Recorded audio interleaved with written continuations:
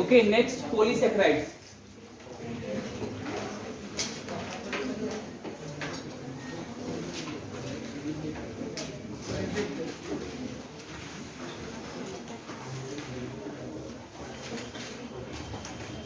देखो यहां से क्वेश्चन बहुत आते हैं नीट के लिए, तो ये इंपॉर्टेंट है नीट पॉइंट ऑफ व्यू से। एनसीईआरटी ने भी कुछ लिखा हुआ है एक पैराग्राफ इस पे, तो पॉलीसेक्राइड्स बहुत इंपॉर्टेंट है, ये हमें अब नहीं भूलना है। क्लियर? तो पॉलीसेक्राइड्स क्या है? Consist of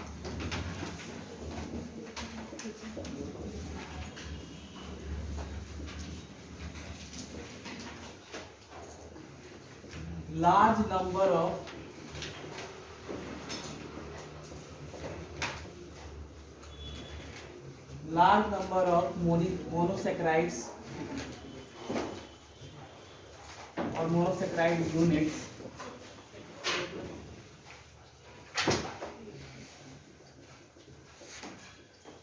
linked by glycosidic linkage। Clear? तो काफी लार्ज नंबर ऑफ मोनोसेक्राइड्स होंगे इसमें, पॉलीसेक्राइड्स में। क्लियर? और उनके बीच में कौन सी लिंकेज होगी? Glycosidic linkage. क्लियर? अब इंपॉर्टेंट है क्लासिफिकेशन ऑफ पॉलीसेक्राइड्स, तो इसको चलो इधर लिखते हैं। तो क्लासिफिकेशन में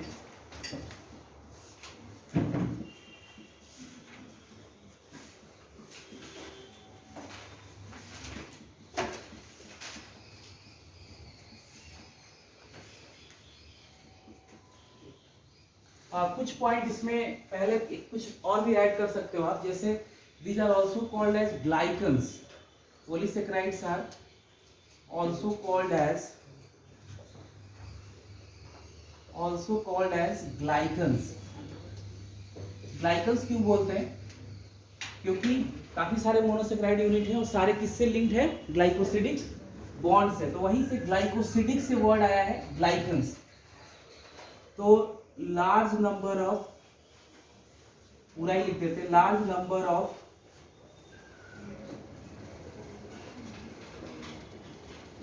glycosidic bonds, that's why called as glycans। और भी कुछ टर्म में यूज करते हैं, जैसे मान लो ग्लूकन्स या ग्लूकोसन्स या फ्रुक्टन्स, ये सारे वर्ड यूज होते हैं। अगर जो ग्लूकोज तब यूज करेंगे जब मोनोसेक्राइड क्या है? ग्लूकोज है। क्लियर?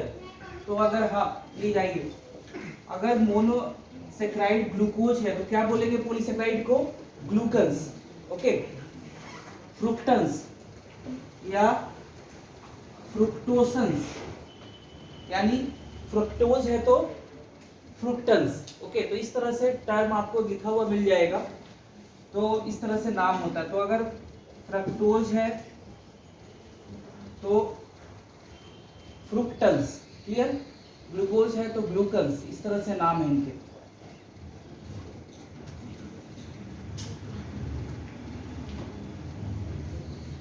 तो इधर लिख लेना कि monosaccharide unit is glucose, then glucans, monosaccharide unit is fructose, then fructans, इस तरह से।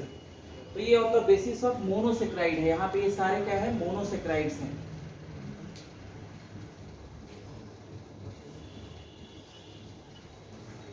तो मोनोसेक्राइड्स के बेसिस पे इनका नाम रखा गया।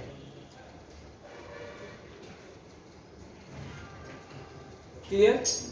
अब जो क्लासिफिकेशन है that is based on, first based on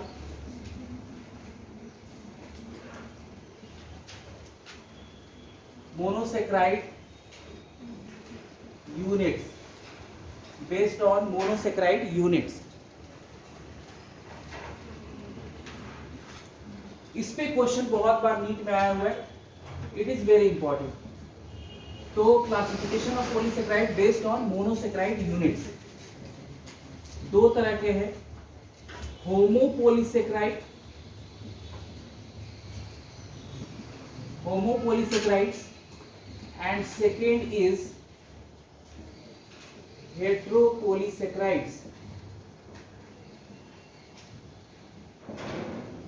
तो दो तरह के पॉलीसेक्राइड्स हैं on the basis of monosaccharide units. Clear?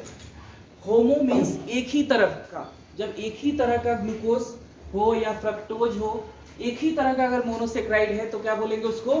होमोपॉलीसेक्राइड. Clear? और हेटेरो मीन्स जब एक से ज्यादा हो. क्लियर? तो होमोपॉलीसेक्राइड means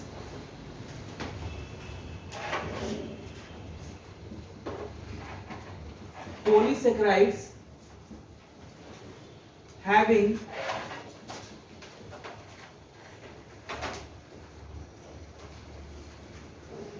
one type of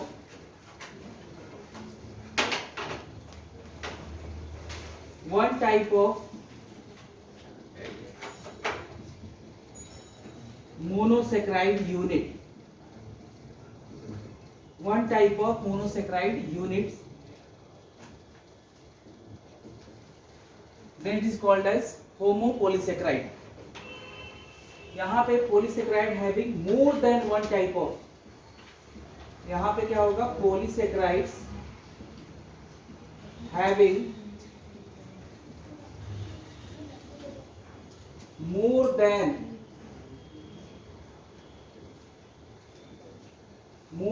one type of monosaccharide unit.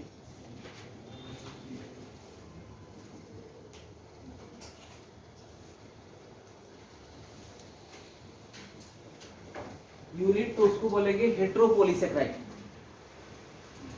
तो इसमें एक ही तरह का होगा और उसमें एक से ज्यादा होंगे. जैसे इधर देखो आप, स्टार्च है तो उसमें सिर्फ ग्लूकोज के मोनोसेक्राइड्स हैं, यानी ग्लूकोज मोनोसेक्राइड है. और बहुत सारे जब ग्लूकोज एक साथ जुड़ते हैं बाय द ग्लाइकोसिडिक लिंकेज तो बनेगा क्या? स्टार्च. तो स्टार्च इज ए होमोपॉलीसेक्राइड. ठीक है, उसमें सिर्फ ग्लूकोज है. उसके बाद आप बात करोगे सेलुलोज की, तो सेलुलोज भी क्या है? होमोपॉलीसेक्राइड है. उसमें भी क्या है? सिर्फ ग्लूकोज है. ग्लाइकोजन जो कि एनिमल स्टार्च है, मीन्स एनिमल में वो स्टोर रहता है. कहाँ? मसल एंड लीवर में. तो लीवर एंड मसल में ग्लाइकोजन जो स्टोर है वो भी क्या है? होमोपॉलीसेक्राइड है. क्लियर? एक ही ग्लूकोज है उसमें भी. तो स्टार्च, सेलुलोज, ग्लाइकोजन सब में क्या है? ग्लूकोज है. एक ही ग्लूकोज के ही बहुत सारे यूनिट्स हैं. उसके बाद एक होता है इनुलिन. इनुलिन में क्या है? वो भी एक होमोपॉलीसेक्राइड है. वहां भी क्या है? लेकिन यहाँ पे जो मोनोसेक्राइड यूनिट है वो चेंज है, दैट इज फ्रक्टोज. याद रखना है. इनुलिन, इंसुलिन नहीं, इनुलिन. तो इनुलिन क्या है? ये भी एक होमोपॉलीसेक्राइड है. क्लियर? फिर काइटिन. काइटिन भी क्या है? वो भी एक होमोपॉलीसेक्राइड है. काइटिन कहाँ मिलता है? कहीं पढ़ा आपने काइटिन? हाँ, very good. Exoskeleton of arthropoda and वही कॉकरोच, वही हो गया आर्थ्रोपोडा. और फंगल सेल वाल, जो फंजाई के सेल वाल होते हैं वो भी किसके बने होते हैं? काइटिन के.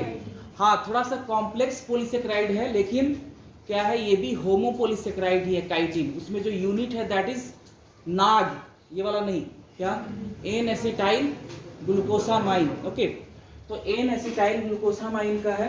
तो इस तरह से देखो, हेटेरो में अगर बात करोगे तो हेटेरो में भी बहुत सारे हैं. जैसे पेप्टिडोग्लाइकेन है. कहाँ पड़ा है पेप्टिडोग्लाइकेन? ये रब करें इधर वाला. हाँ, बैक्टीरियल सेल वॉल में क्या था उसका? किससे बना होता है? किससे? हाँ, क्या होता है? एनएजी और एनएम.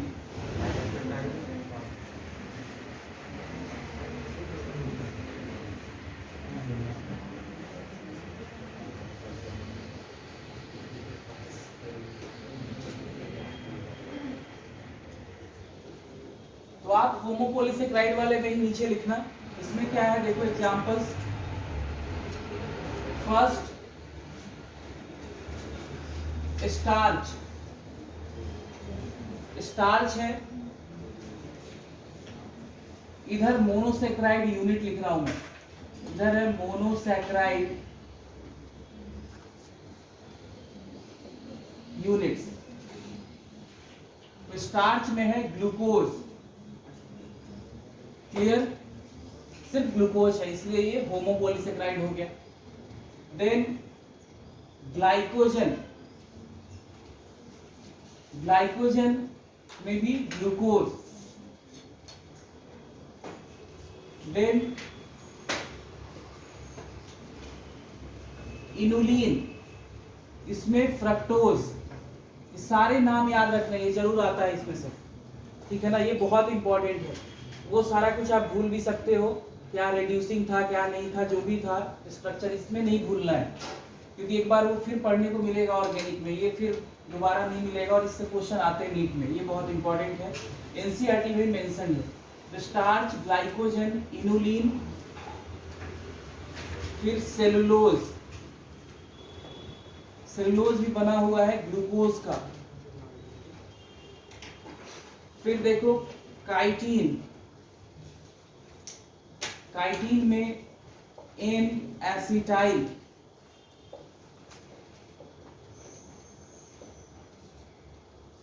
Glucosamine, clear. तो ये भी काइटिन, ये याद रखना है।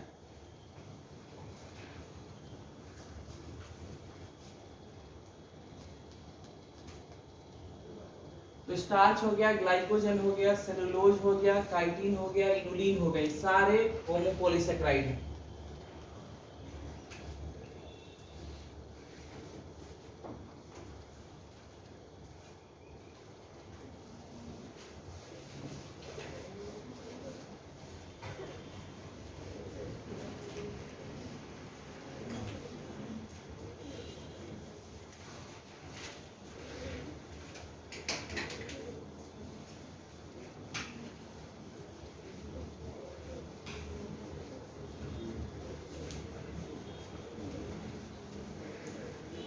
तो देखो इधर होमो वाला एग्जाम्पल लिखा है, इधर लिखते हैं हेट्रो वाला, ठीक है ना। तो यहाँ पे hetero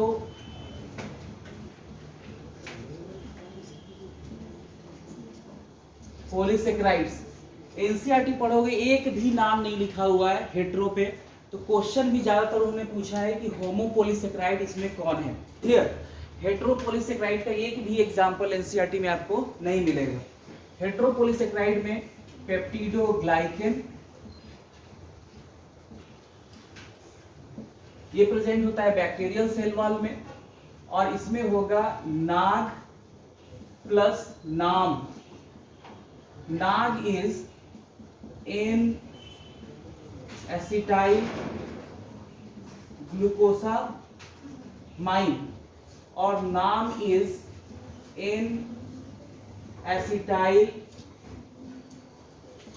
muramic acid, N acetyl muramic acid. तो पेप्टिडोग्लाइकेन ये बैक्टीरियल सेल वॉल में है, बैक्टीरिया का जो सेल वॉल है कौन बनाएगा, पेप्टिडोग्लाइकेन का बना होता है, क्लियर। तो ये याद रखना है।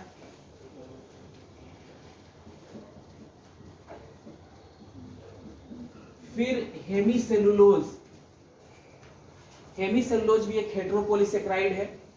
इसमें हेमीसेलुलोज जनरली वुड का कंपोनेंट है, लकड़ी उकड़ी प्लांट प्रोडक्ट है। प्लांट में कुछ प्लांट्स की जो वुड है उसमें हेमीसेलुलोज आपको मिलता है, क्लियर। जैसे एक प्लांट है जिसका नाम है आइवरी पाम, साइंटिफिक नेम है इसका Phytelephas is the ivory palm. इस प्लांट में अच्छा खासा हेमीसेलुलोज होता है और ये बहुत हार्ड शाइनी वाइट कलर का होता है।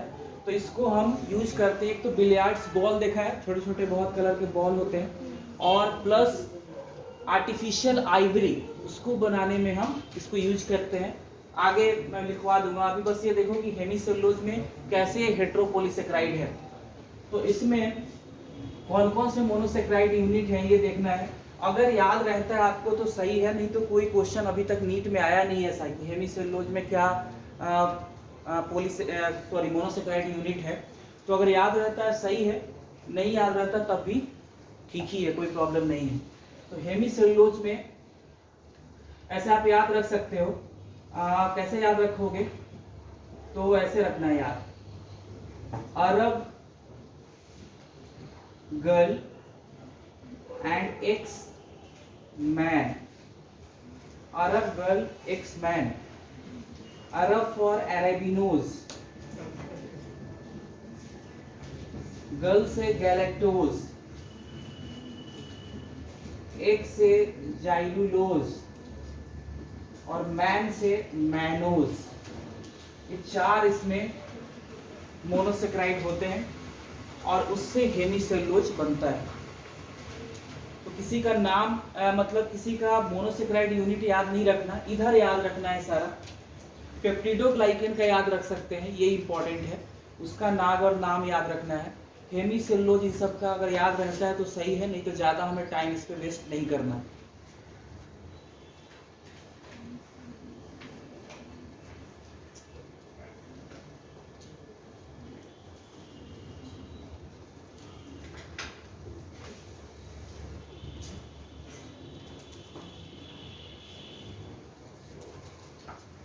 और भी बहुत सारे हैं, जैसे एक है पेक्टिन, ये भी आपने बॉटनी में पढ़ा होगा।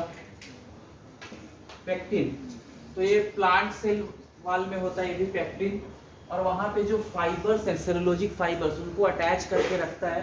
Pectin is also called as plant cement, इसको प्लांट सीमेंट भी बोलते हैं। तो ये होल्ड आपस में चिपका के रखता है सेलुलोजिक फाइबर को, पेक्टिन। तो पेक्टिन में क्या है, तो पेक्टिन में है मिथाइलेटेड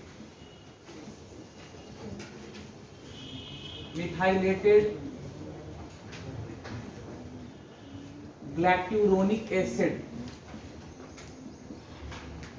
प्लस अरब गर्ल, अरब से अरेबिनोज और गर्ल से गैलेक्टोज। फिर से मैं बार बार बोल रहा हूँ, याद करने की जरूरत नहीं है इसको, नीट में कभी आज तक नहीं पूछा है। मैंने बस इसलिए आपको बताया क्योंकि देखो हेट्रो में दो अलग अलग मोनोसेक्राइड, एक से ज्यादा, 2 3 4 कुछ भी हो सकते हैं, लेकिन एक से ज्यादा ही है। देखो तो 2 हो सकते हैं मोनोसेक्राइड यूनिट, 3 हो सकते हैं, 4 भी हो सकता है। तो जब एक से ज्यादा मोनोसेक्राइड यूनिट लगे हुए हों और उससे कोई पॉलीसेक्राइड बन रहा है तो उसको बोलते हैं हेट्रोपॉलीसेक्राइड। तो देखो सब में एक से ज्यादा आपको इधर एक ही मोनोसेक्राइड यूनिट्स आपको दिख रही है।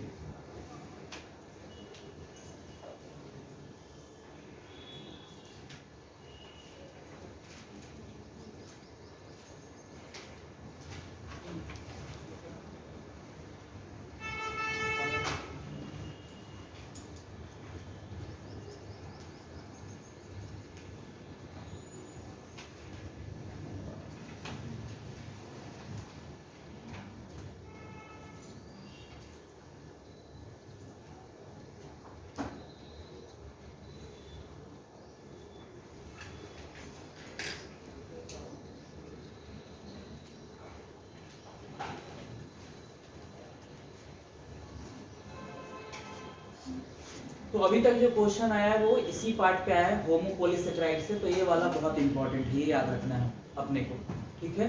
इसको रब करें। चलिए अब आगे बढ़ते हैं। तो दूसरा जो क्लासिफिकेशन है that is based on function, clear. तो एक क्लासिफिकेशन हो गया on the basis of monosaccharide unit. अब देखेंगे फंक्शन के बेसिस पे कैसे डिवीजन है।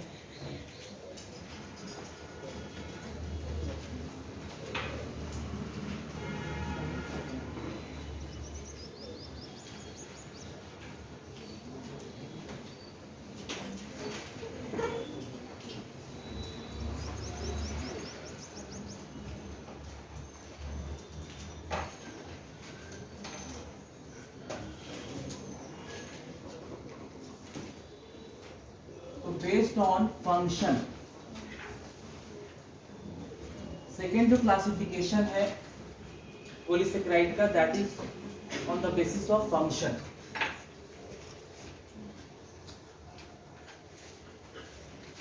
तो फर्स्ट है स्टोरेज, मतलब जो जो पॉलीसेक्राइड स्टोरेज फॉर्म में है, ठीक है ना, स्टोरेज के लिए यूज हो रहे हैं, तो उसमें याद रखना आपको स्टार्च, दूसरा glycogen and third inulin. Starch, glycogen and inulin, दिख रहा है ये? Starch, glycogen and inulin. दूसरा है स्ट्रक्चरल, मतलब जब पॉलीसेकेराइड कुछ ना कुछ स्ट्रक्चर बनाने के काम आए, ठीक है। यहाँ पे स्टोरेज का काम कर रहा है, ठीक है, मतलब जो कार्बोहाइड्रेट की स्टोरेज फॉर्म है इसी फॉर्म में है।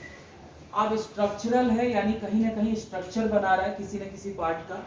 तो स्ट्रक्चरल में सेलुलोज, ये बनाता है प्लांट सेल वॉल को, तो इसलिए स्ट्रक्चरल में आएगा फर्स्ट। सेकेंड तो सेलुलोज हो गया, उसके बाद हो गया पेप्टिडोग्लाइकेन भी आ गया इसी में, पेप्टिडोग्लाइकेन भी आ गया जो बैक्टीरियल सेल वॉल को बनाएगा। फिर इसी में काइटिन भी आ गया जो फंगल सेल वॉल और एक्सोस्केलेटन ऑफ आर्थ्रोपोडा बना रहा है इंसेक्ट का, इंक्लूडिंग इंसेक्ट लाइक कॉकरोच।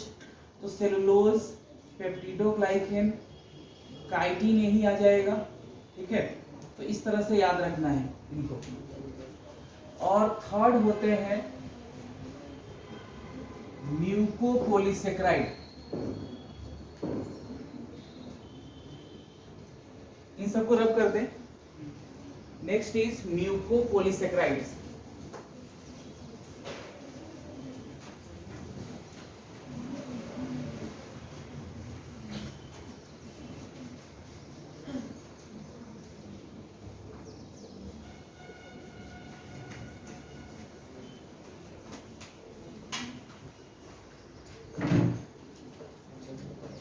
तो म्यूकोपॉलीसेकेराइड,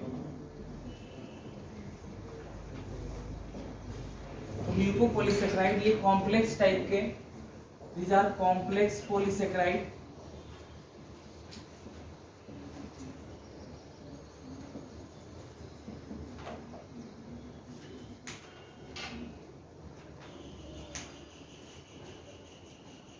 तो ये कैसे होते हैं? जेल लाइक, या आप कह सकते हो स्लीमी, और थोड़ा सा चिपचिपा सा इनका कंसिस्टेंसी होता है म्यूकोपॉलीसेकेराइड का।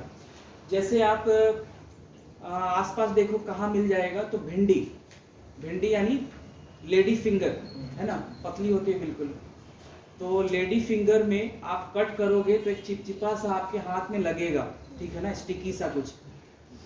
लड़कियों ने देखा होगा जो खाना वाना में हेल्प करती है माँ की, नहीं देखा है तो काट के देखना, आपको पता चल जाएगा म्यूकोपॉलीसेकेराइड भी और माँ की हेल्प भी हो जाएगी। क्लियर?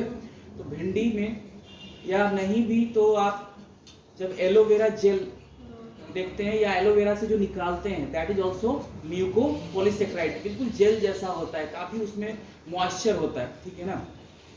तो म्यूकोपॉलीसेकेराइड क्या करते हैं, जनरली इनका काम क्या है, वाटर को होल्ड करके रखते हैं, ठीक है, वाटर को होल्ड करते हैं ये।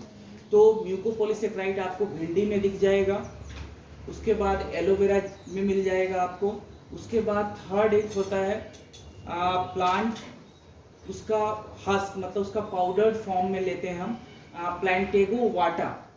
तो वो क्या होता है, जिनको कॉन्स्टिपेशन होता है वो लोग इस प्लांटेगो वाटा से क्या होता है, उसका एक जैसे हस्क भूसा टाइप का, मतलब पाउडर से थोड़ा बड़ा बड़ा पार्टिकल, बिल्कुल पाउडर्ड फॉर्म नहीं, थोड़ा सा हस्क जैसा, तो उसको ऑब्टेन किया जाता है उस प्लांट से।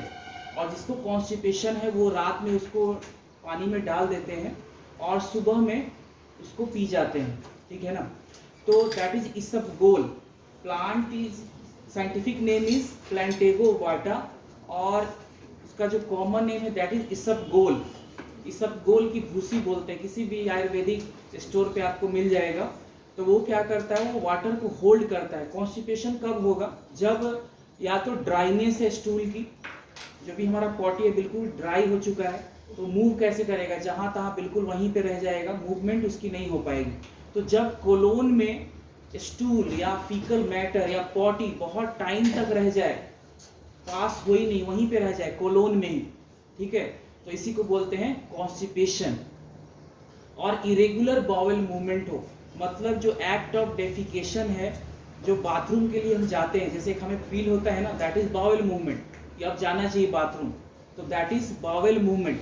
और वो जब इरेगुलर हो जाए, कभी 8 बजे जा रहे हैं, कभी 11 बजे लग गया, कभी दिन में 1-2 बजे, लेकिन हो नहीं रहा, थोड़ा सा हुआ फिर बाहर आ रहे हैं, तो जब क्लियर नहीं होता हमारा स्टोमक, दैट इज कॉन्स्टिपेशन। तो जब इरेगुलर बाउल मूवमेंट हो गया, तो क्यों हो रहा है? एक तो रीजन है कि हमारा जो फूड है वो फास्ट फूड हो सकता है, उसमें फाइबर्स है ही नहीं, जैसे इसीलिए जो बहुत हेल्थ कॉन्शियस लोग होंगे, जैसे हम लोग तो जाते हैं, जैसे मैं जाता हूँ तो मैं तो पहले कढ़ाई पनीर या यही सब उठा लेता हूँ, या जो भी नॉनवेज का आइटम है किसी पार्टी में। जो हेल्थ कॉन्शियस लोग हैं तो पहले सैलेड खाते हैं, सैलेड, ओके, या हिंदी में उसको सलाद बोलो। तो जो अंग्रेज लोग हैं पहले, या जो हेल्थ कॉन्शियस लोग हैं, पहले सैलेड लेंगे और उससे अपना पेट भरते हैं, ठीक है। और जो खाने वाले लोग हैं वो जैसे मेरे जैसे तो कुछ और लेंगे, जैसे जो भी होगा पूड़ी पनीर जो भी, तो मैं खाता ही नहीं। तो अब क्या है कि अगर आप सैलेड नहीं खाते तो उसमें क्या होता है, सेलुलोज होता है, ठीक है। और ह्यूमन बींग्स में कोई भी ऐसा एंजाइम नहीं है जो सेलुलोज को डाइजेस्ट कर पाए। तो क्या होगा, सेलुलोज जो है थोड़ा सा हल्का सा जो और अदर पार्ट है उसमें वो डाइजेस्ट हो जाते हैं, और वो पार्शियल डाइजेस्ट रहता है, यानी उसके जो फाइबर है, सेलुलोज में फाइबर्स बहुत होते हैं, वो फाइबरस पॉलीसेक्राइड है सेलुलोज। तो सेलुलोज में फाइबर्स बहुत होते हैं, तो जो फीकल मैटर है या फिसेस है या स्टूल है, उसको बहुत अच्छा खासा एक मास मिल जाता है, बल्क, ठीक है ना, क्योंकि वो डाइजेस्ट तो हो नहीं रहा, और डाइजेस्ट नहीं हो रहा तो और भी जो हमारा फीकल मैटर है उसके साथ वो बाइंड करके इजिली बाहर आ जाएगा फीकल मैटर के साथ साथ। तो यानी जो फीसेस है या फीकल मैटर है या जो स्टूल है, उसको क्या मिल रहा है, एक मास मिल रहा है। मतलब अब एक छोटा सा चीज मूव कर रहा है, एक बड़ा है तो बड़ा चीज इजिली मूव करने लगेगा, वहां पे उसको उसका ज्यादा प्रेशर रहेगा, वो मूव कर सकता है। छोटा चीज है तो कहीं कहीं इधर इधर ही रह जाएगा। तो एक बल्क मिलता है, एक मास मिलेगा फिकल मैटर को या स्टूल को, तो वो मूव कर सकता है। पहला पॉइंट रफेज खाने का फायदा, मतलब सेलुलोज जो है, यानी जो सैलाड है उसमें रफेज है, और रफेज जो है वो सेलुलोज का बना होता है। तो इस तरह से तो ये फायदा हो गया। प्लस अगर हम कॉन्स्टिपेशन है तो पानी ज़्यादा पीना चाहिए, क्योंकि पानी पीने से क्या होगा कि जो हमारा स्टूल है उसमें लिक्विड यानी वाटर रहेगा और इजीली वो मूव कर सकता है, ड्राई नहीं होगा, कहीं पे इधर उधर नहीं चिपक के रह जाएगा, तो वाटर रहेगा तो वो मूव कर पाएगा। दूसरी पॉइंट ये है। तीसरा, अगर उससे भी ठीक नहीं हो रहा है तो हम लोग क्या करते हैं, कुछ दवाइयाँ लेते हैं, कुछ ड्रग्स हैं जिसमें सॉल्ट मिले होते हैं, मैग्नीशियम सल्फेट के, ठीक है ना। तो उनसे क्या होता है कि ये कोलोन वाले रीजन से क्या करते हैं, जो भी वाटर है उसकी एब्जॉर्प्शन फिसेस की तरफ करा देते हैं। मतलब जो फीकल मैटर है उसमें वाटर अच्छा खासा ही एब्जॉर्ब करा लेंगे। मतलब सपोज करो आपने मैग्नीशियम सल्फेट लिया ड्रग्स के फॉर्म में, तो मैग्नीशियम सल्फेट क्या करता है, अब ये वो डाइजेस्ट होते नहीं, उनका मेटाबॉलिज्म नहीं होता, तो वो दवाइयाँ क्या है, वो सॉल्ट जाएगा फीकल मैटर के साथ जा रहा है। अब वो क्या करेगा, जहाँ भी उसको वाटर मिलेगा कोलोन या कहीं भी, तो क्या करेगा, वाटर एब्जॉर्ब कराने लगेगा उस फीकल मैटर में। तो वाटर एब्जॉर्ब हुआ यानी फीकल मैटर में क्या हो गया, वाटर ज़्यादा हो गया, यानी अब वो इजिली मूव कर पाएगा, ठीक है ना। तो कॉन्स्टिपेशन को 3 चीज़ों से हम ट्रीट कर सकते हैं। एक तो बहुत ज़्यादा पानी पिया जाए, दूसरा हमारे जो फूड है उसमें हम सैलाड को इंक्लूड करें क्योंकि उसमें अच्छा खासा रफेज होता है, और रफेज है तो वो उसमें सेलुलोज है, क्लियर, और वो डाइजेस्ट नहीं होता तो वो फाइब्रस फॉर्म में बाहर आएगा, तो एक मास मिलेगा वो। या तीसरा, हम मैग्नीशियम सल्फेट, इस तरह के कुछ सॉल्ट होते हैं जिसको ड्रग्स के फॉर्म में लेते हैं, तो वो कहीं भी मतलब एलिमेंट्री कैनाल के कोलोन वाले से फीकल मैटर में वाटर का रीएब्जॉर्प्शन कराना, ये काम होता है सॉल्ट का। तो जो इस सब गोल है, जो म्यूकोपॉलीसेक्राइड का एग्जांपल है, वो भी क्या करता है, वाटर को होल्ड कर लेता है, और प्लस थोड़ा सा वो फाइबरस भी होता है, तो एक तो बल्क बढ़ेगा, प्लस जो स्टूल है उसमें वाटर कंटेंट भी बढ़ेगा। तो ये फ़ायदा है इस सब गोल, या जो साइंटिफिक नेम है उसका प्लैंटेगो ओवाटा, क्लियर।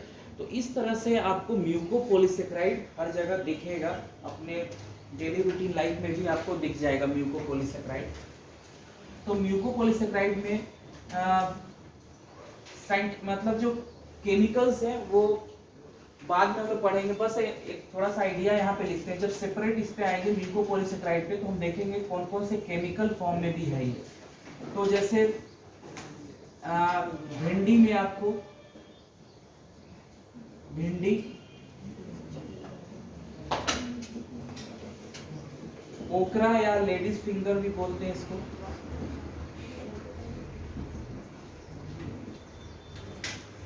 तो यहाँ पे आपको मिल जाएगा म्यूकोपॉलीसेकेराइड। तो ऐसे लिख सकते हो आप, सोर्स करके लिख सकते हो। भिंडी है, फिर एलोवेरा, और इसबगोल, बेसिकली हस्क ऑफ, मतलब हिंदी में इसको भूसा बोलते हैं, पता नहीं यहाँ पे क्या बोलते हैं। भूसा मतलब थोड़ा सा बड़ा फॉर्म होगा, पाउडर जैसा बिल्कुल नहीं होगा, थोड़ा सा बड़ा होगा। जैसे गाय भैंस को नहीं भूसा कट करके खिलाते हैं, तो उस तरह का। हाँ कुछ बोलते हैं, क्या बोलते हैं यहाँ, कुटा। हाँ तो वही कुटा समझना, उसी टाइप का है। तो इतना बिल्कुल पाउडर नहीं होगा, थोड़ा थोड़ा पार्टिकल होता है, इतना बड़ा पार्टिकल होता है। और इसको रात में पानी में डाल देते हैं और सुबह में पीते हैं। तो हस्क ऑफ इसबगोल, इस प्लांट का साइंटिफिक नेम है प्लांटेगो ओवाटा। यहाँ मॉड्यूल में ओवेट लिखा हुआ है, that is wrong. Plantago ovata, ovate नहीं है वो, प्लांटेगो ओवाटा है इसका साइंटिफिक नेम इसबगोल का। ये यूज होता है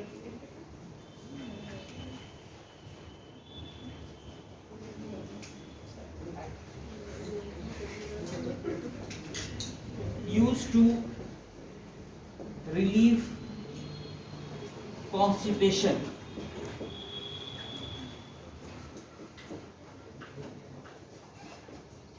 तो कॉन्स्टिपेशन में रिलीफ के लिए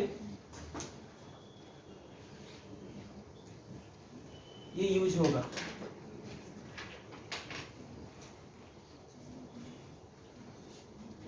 तो कॉन्स्टिपेशन में इसको यूज करते हैं। तो ये सारा म्यूकोपॉलीसेकेराइड का एग्जाम्पल है, मतलब सोर्स है, यहाँ से मिल जाएगा आपको। मेन जो केमिकल फॉर्म में है, तो उसमें म्यूकोपॉलीसेकेराइड बहुत सारे फॉर्म में आपको मिलता है। जैसे एक है, इसका एग्जाम्पल हो गया hyaluronic acid, means these are the source, जहाँ पे आप म्यूकोपॉलीसेकेराइड दिख जाएगा, आपको मिल जाएगा।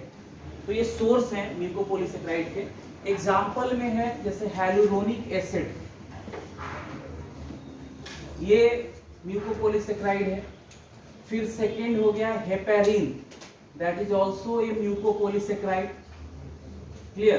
तो इस तरह से सारे ये म्यूकोपॉलीसेकेराइड हैं।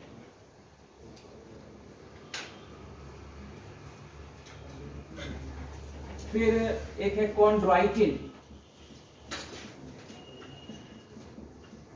ये भी म्यूकोपॉलीसेकेराइड है। तो ये सारे एग्जाम्पल हो गए, ये सोर्स हैं जहां पे आपको दिख जाएगा म्यूकोपॉलीसेकेराइड। कॉन्ड्राइटिन है, फिर यहीं पे पेक्टिन को भी इसी में इंक्लूड करते हैं, और हेमीसेलुलोज को भी। तो ये हेट्रो भी है, और दीज आर म्यूकोपॉलीसेकेराइड आल्सो। मतलब इनमें एक वाटर होल्डिंग कैपेसिटी भी अच्छी खासी होती है।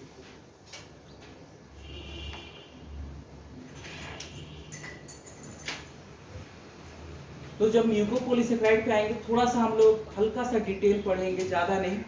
उसके मोनोसेकेराइड्स नहीं आते, ऐसे मैं बता दूंगा आपको कैसे याद करना है, लेकिन अगर याद नहीं होता है तो ज़्यादा उस पर टाइम वेस्ट नहीं करना है अपन को। यहाँ से कभी क्वेश्चन नहीं आया कि इसके मोनोसेकेराइड यूनिट आप बताओ। क्लियर? तो मोनोसेकेराइड यूनिट किसका याद करना है? सिर्फ होमोपॉलीसेकेराइड का याद करना है, किसमें क्या है। क्लियर? तो वहाँ याद करना है आपको, और किसी का इम्पोर्टेंट नहीं है।